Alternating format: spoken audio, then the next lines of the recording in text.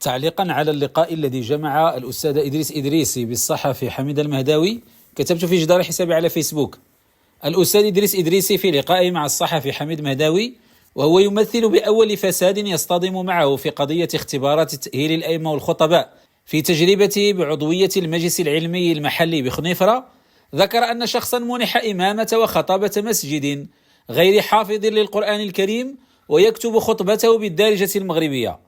أليس لأجل حالة مثل هذه تم توقيف الرئيس السابق للمجلس العلمي المحلي بسلا؟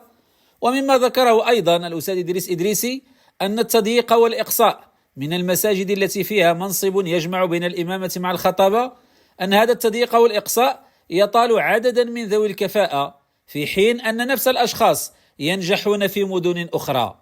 هي كرة الثلج إذن لا زالت تتدحرج، ولا حول ولا قوة إلا بالله. قناة إبراهيم أبو جابر، رحلة TV.